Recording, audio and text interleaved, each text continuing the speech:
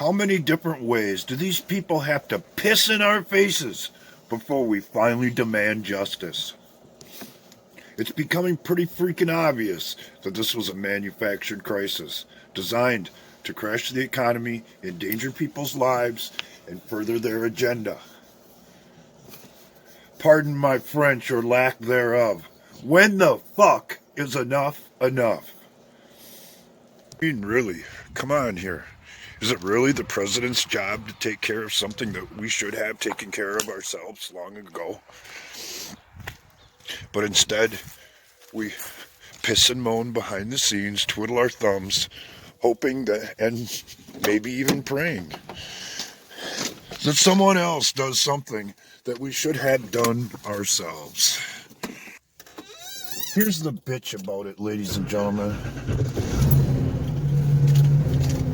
Sure, the president might be able to have an influence on bringing these people to justice, exposing them, so forth and so on. But if we're not willing to stand up for ourselves when the time comes, then it's all a waste of freaking time. Because eventually, and given the attitude of the American public, probably sooner than later, we'll be right back in this position again. Because people are freaking lazy.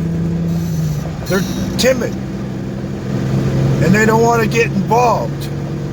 And when you adopt that mindset, or more aptly put, I suppose, we adopt that mindset, you end up with situations like we have today.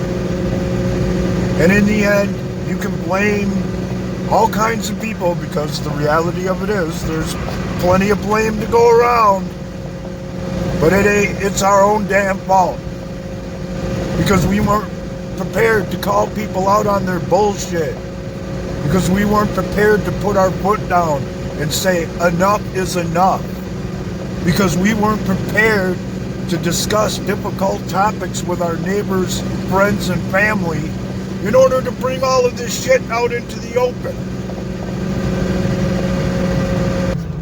So, that being said, and in that type of situation, who in the hell do we have to blame when it's all said and done, except for ourselves? So today, this is me laughing at all the people who said politics is only there to divide us, and that one side of the coin is no different than the other, and ridiculous freaking statements like the president is selected and not elected. Obviously, they've been gaming the system for years, and even though you might end up with their person in office, your vote still counts. They just flooded the field with their people and influenced the outcome based on that. So I don't know any other way to say it, except for to address the very people who said those stupid ass things along the way. Wake up, you freaking idiots. Because, you freaking geniuses, the last 30 days demonstrates exactly what our lives will be like if we don't. Nothing. Except more of the same. More of being treated like an idiot. More of being taken advantage of. More of being scammed. And less of the things that people enjoy doing. There ain't gonna be no football. There ain't gonna be no basketball. There ain't gonna be no racing. There ain't gonna be no nothing. Because you'll be locked down so hard because you weren't willing to stand up for yourself, your rights, and your God-given right to be an individual, that it was taken all away.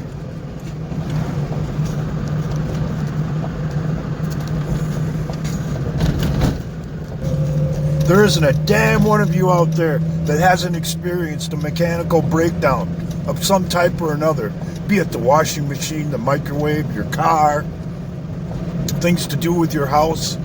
And it's always easy to second guess what you could have done to avoid it.